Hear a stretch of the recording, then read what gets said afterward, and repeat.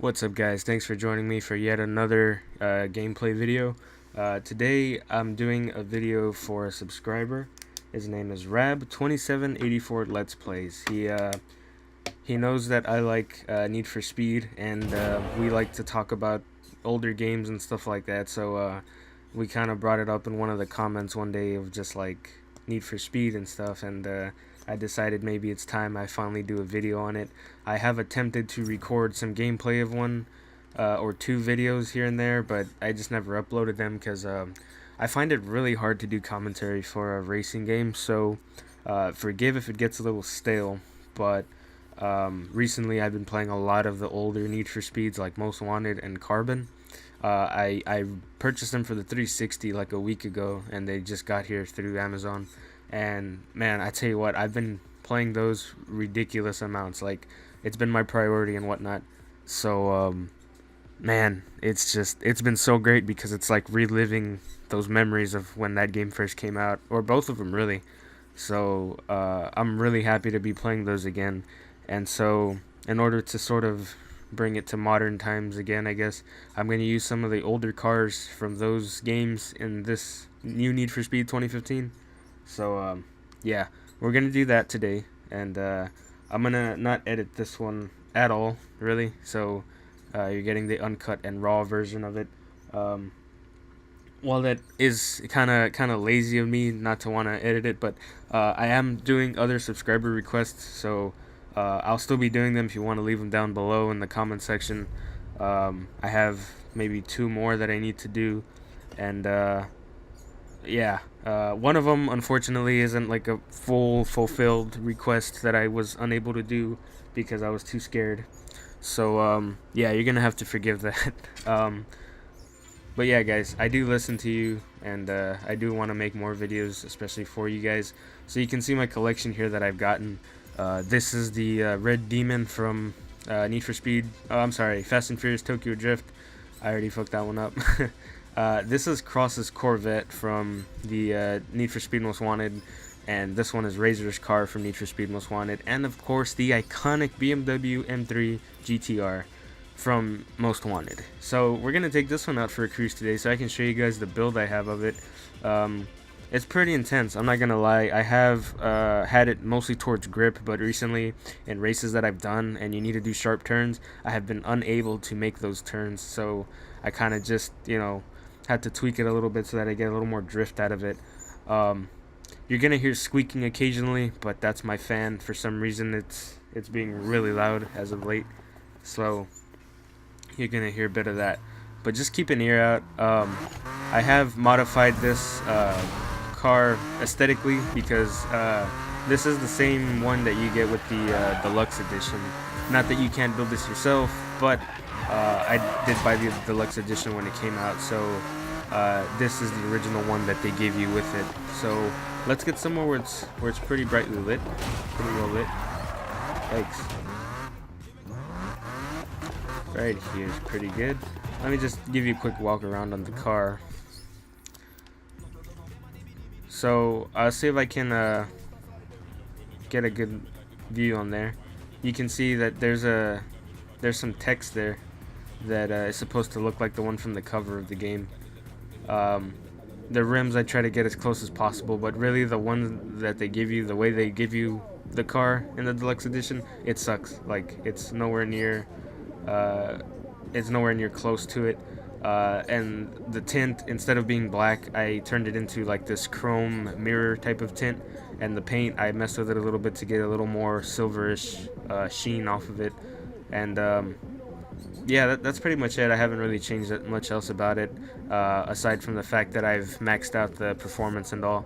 So let's do an event real quick, and we'll see how much I can get done in the time frame that I want to do this in. Let's try a normal race here. Let's just find something to do. Let's try a drag race. See how that goes. But once again, you guys, I just want to thank you for being so cool.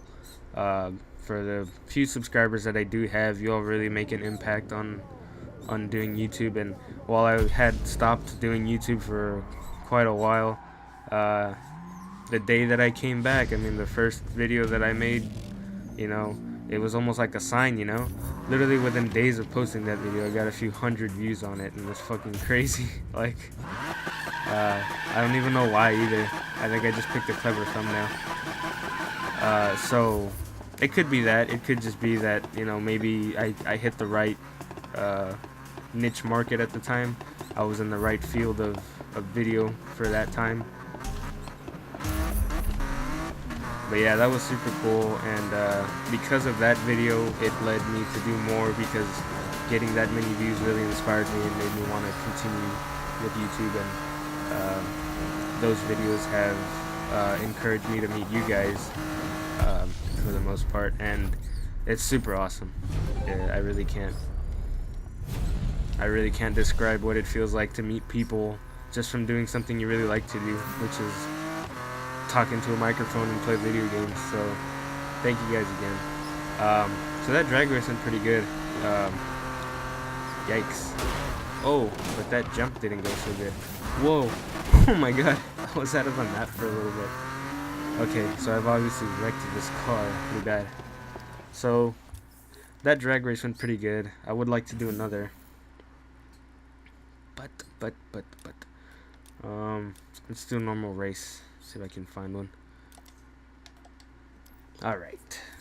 But if anything, I'd like to make this video also to kind of talk about the differences in how I feel about playing the older Need for Speeds and then coming to this one again. It feels so different. I think that's why I had trouble really on turning and stuff. Totally different play style. I mean, Blockbox knew what they were doing at first, but I don't know what it was about the path they decided to take that really sort of just messed everything up. It kind of threw a wrench in the whole operation of how things were going. I mean, it was just buttery smooth on on how it was going.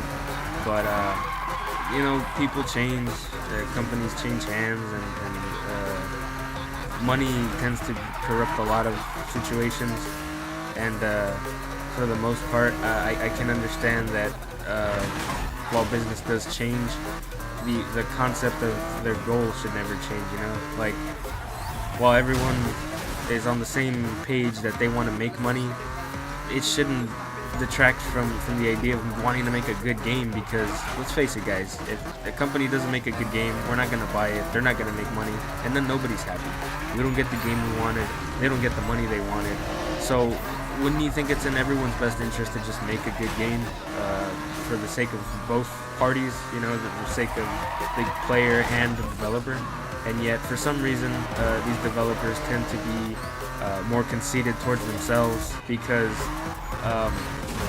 I honestly don't remember how the community used to be back then, because I was much younger, so I wasn't really involved in anything like that. But I'd like to know what parties they were talking to when they decided to go more with the whole movie aspect of the Need for Speed world. Like, they kind of went with like a Fast and Furious type of approach, and that's because the same thing happened with Fast and Furious, the movies. If you look at the originals, it was really all about racing, and yeah, look, it did have heists and stuff. You know, they were stealing from those semi trucks and stuff, like stereos and stuff like that. But the main attraction was the cars, and then it evolved into this fucking horrible, like, just complete spam of fucking Pitbull, like, Latin music mixed with all this, like, recycled generic box cutter cars, a fucking stock ass Dodge Charger used as the heist vehicle. I mean, really? In that Fast 7 or whatever the hell you call that trash? Like, seriously? Is that what you fucking call a Fast and Furious movie? Because that was just awful. I mean, bringing The Rock and stuff like that, I mean, I can deal with it if they just focus on the concept of the cars, man. Like, yeah, you're bringing in all these neat cars, but oh my god, I didn't want to make this video to complain and stuff, but Jesus Christ, man, fucking seriously, with Fast and Furious and all that shit, Tokyo Drift, in my opinion, when they brought this car out, was probably one of the last tolerable ones. It was already starting with that whole dramatic shit about the Yakuza and all that. That was an okay aspect. People really didn't like the whole cowboy dude that they made the main character. but I thought he was alright. It was really no big deal. But I mean, come on, guys. Let's face it. After that one, Fast and Furious kind of went to shit, and so did Need for Speed. After Undercover, which is where I say that Black Box really went to shit.